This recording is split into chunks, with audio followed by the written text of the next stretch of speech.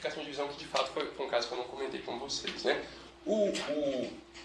A máquina MIPS, ela dá suporte às instruções de multiplicação e divisão, né? E a instrução básica de multiplicação se chama multi, tá? Então, a instrução de multiplicação, né?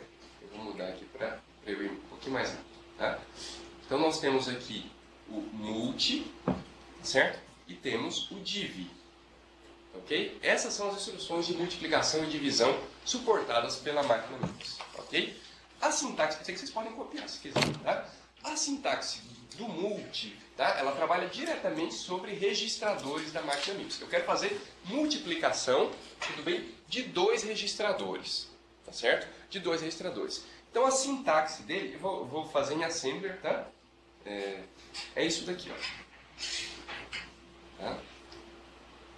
$T1, $T2. Ok? Eu estou multiplicando o conteúdo do registrador $T1 pelo conteúdo do $T2. E é só isso que é a sintaxe de montagem da instrução de multiplicação. É só isso. Né? Então, certamente, vocês vão ter a dúvida que o Felipe está me perguntando aqui. Bom, você fez só isso, para onde o resultado disso está indo? Né? Primeiramente, nós temos que lembrar que facilmente uma multiplicação ela vai estourar a capacidade de 32 bits do registrador. Né? Se você multiplicar, né? Eu vou dar um exemplo aqui no quadro. Tá? Então, se você multiplicar, melhor, vou dar um exemplo aqui no slide. Né? Fazer shift só por 2. Quer ver? Imagine aqui, olha. Não, você vai perder. Tem um exemplo. Ok? 3, tá certo? Multiplicado, não é isso? Por 3, ok? Nós sabemos o resultado, ok? A representação binária, né? Desses caras aqui é 1 vezes 1, tá certo? Cujo resultado dá isso daqui. Ok? Então, se nós olharmos aqui, né? Então, em cima está a representação em decimal, embaixo está a representação binária, não é isso? Então, aqui eu tenho 2 bits de operando, 2 bits, multipliquei 2 operandos, 2 bits, me deu o resultado de 4 bits. Né? Agora faz isso para 32 bits. Ok? Nós vamos gerar valores de até 64 bits. Ok? Sem contar o overflow, né? Que ainda pode gerar um maldito overflow ainda. Ok? Então nós vamos ter valores que vão ultrapassar a capacidade do registrador. Tá certo? Então essa situação faz com que multi e div, né? Depois eu vou mostrar para vocês aqui o caso do div, eles utilizem, né, os registradores, né, os resultados, tá? O resultado fica em registrador HI e LO. High e Low. Esses registradores aqui existem na máquina MIPS, só que são registradores não visíveis para os usuários. Tá? Vocês não conseguem manipular diretamente. Você não consegue fazer ADDI, $high, tá me entendendo? $T1, né, 50. Você não consegue escrever explicitamente no HI. Você consegue indiretamente até fazer isso, tá? Mas explicitamente não. Ok? Então o que acontece na instrução de multiplicação? O resultado dessa multiplicação, ele fica a parte menos significativa no registrador low e a parte mais significativa no high. Entendeu? Então aqui, olha, só para deixar bem claro, né?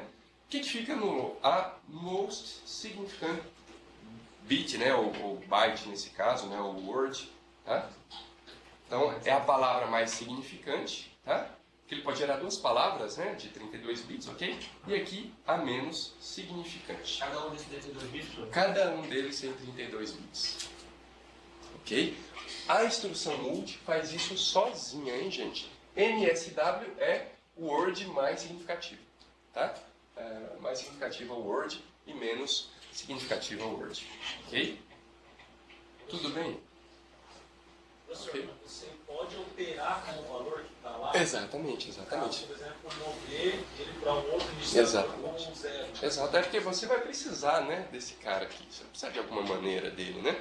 Às vezes você sabe, olha, eu sei que o multi faz isso, né? Mas eu também controlo aqui os meus conteúdos dos registradores e sei que eles são baixos, né? Então eu queria, por exemplo, pegar a parte menos significativa, tá? Para eu mostrar para o usuário, enfim, como é que eu recupero, tá certo? Então agora nós vamos verificar 4 instruções para você trabalhar indiretamente, né? Diretamente, mas não explicitamente, sobre os registradores high e low. tá? Então nós temos aqui, olha, novas instruções que eu preciso falar para vocês. Ó. As instruções, né? MF High, MF Low, tá certo? E da mesma forma, eu tenho aqui, ó, MT High, ok? E MT Low. Tudo bem? MT lá, High e MT Low. Ok? Deixa eu apagar aqui. Preciso mais. Ok, pessoal? Então, o que acontece aqui, gente? É move from high, move from low, né? Move to high, move to low. Tá certo? Essas instruções aqui de cima são usadas para você fazer justamente o que nosso colega colocou. Eu quero recuperar o valor lá do high. Né? Porque eu preciso continuar manipulando esse valor aqui de alguma maneira. Né? Quero até apresentar para o usuário e tal. Então eu quero tirar ele de lá e jogar nos registradores visíveis ao usuário.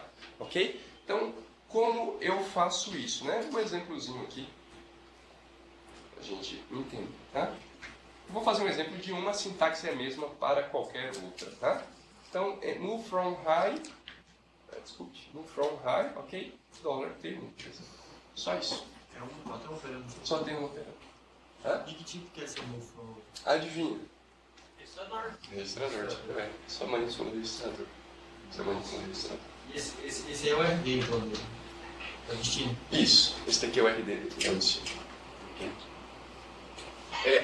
Agora, o que vai acontecer é que quando você olhar isso aqui formatado, ele usa isso como se fosse RS, entendeu?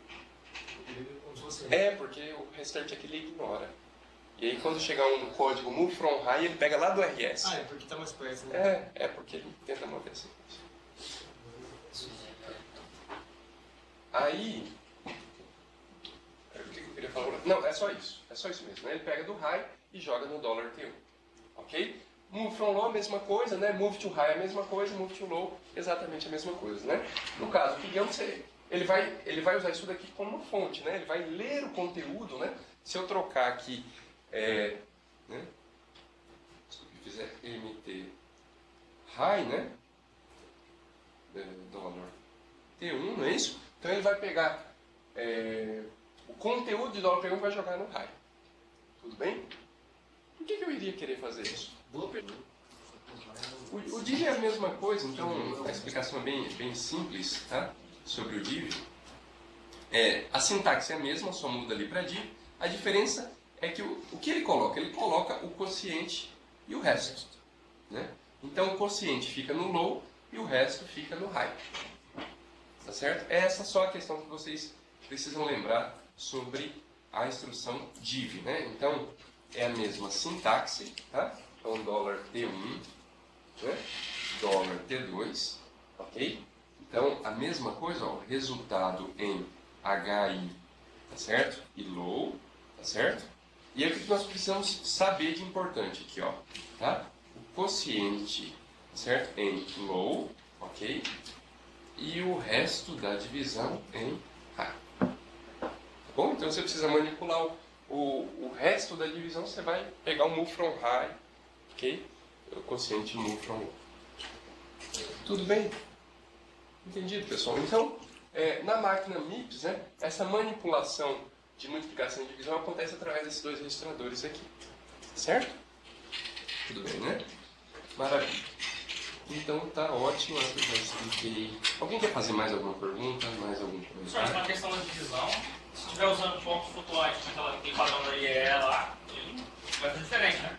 No parâmetro. Se os operandos, como dentro do registrador, tiver pontos flutuantes, notícia, Expoente. ele vai trabalhar, a instituição trabalha dentro dele, não sabe o que está acontecendo. Então vai dar diferente, então. Né?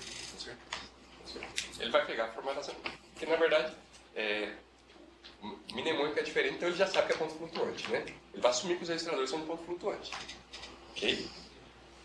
Então ele vai executar uma divisão de ponto flutuante normalmente, vai acertar mantiça e expoente das instruções. Professor, esse high low não são endereçados. Não são dos Então eles são fora dos 32? Sim, fora dos 32. Ok? Tudo bem? Aqui tem um resuminho, né, bem simplesinho aqui.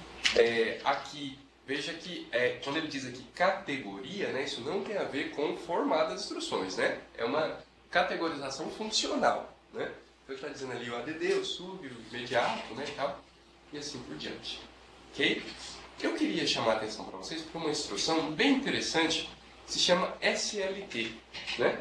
O significado dela já está aqui, né? Set on less than, né?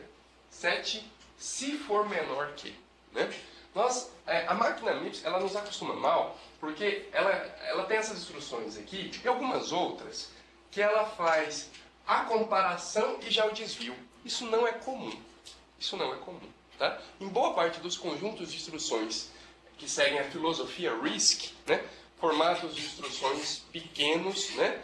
Fixos, ok? Com instruções simples, né? Vocês vejam aqui que todas as instruções são muito simples, né? Essas instruções que elas diferem desse mundo RISC, tá? É muito comum você ter situações mais parecidas com SLT, tá? De fato, alguém me perguntou isso, não sei se foi na aula passada ou em outra. Eu estava dando um exemplo aqui, se vocês lembrarem, né? E alguém perguntou, professor, e se eu usar o BLT? Eu tinha comentado com vocês que eu tenho uma pseudo-instrução BLT, né?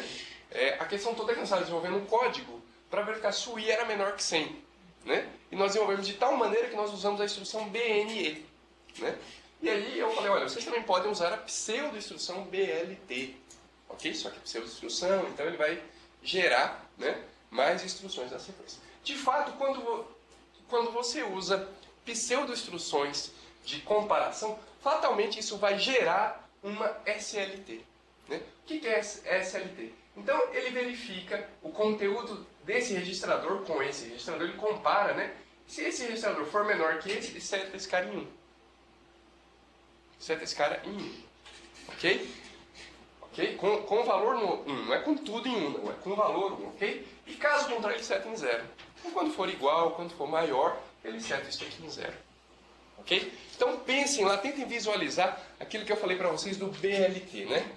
Então ele vai desviar se for menor que. Isso não existe, é uma pseudo-instrução, né?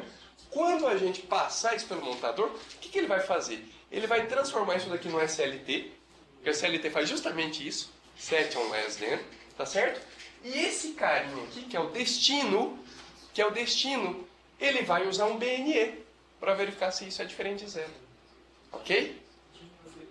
Ok? Só que, de novo, acompanhe o meu raciocínio aqui. Quando você coloca BLT, você está usando só 2 registradores. Aí você passou pela montagem. Quando você passou pela montagem, ele transformou o BLT num SLT, que usa 3. Você vai pegar um AT. Opa, ele vai usar isso aqui como AT. Ele vai usar o AT aqui. Tá vendo? Então o AT, né, que é aquele registrador usado pelo montador, ele aparece toda vez que se transforma, né? Ou melhor dizendo, em muitos casos, onde se transforma pseudo-instrução para instrução, né? Então a SLT é uma instrução bastante utilizada, né? Aqui está o que ela faz. Ó, se o S2 menor que S3, não é isso? É isso que ela faz. Tudo bem, gente? Entendido? Aqui é um resuminho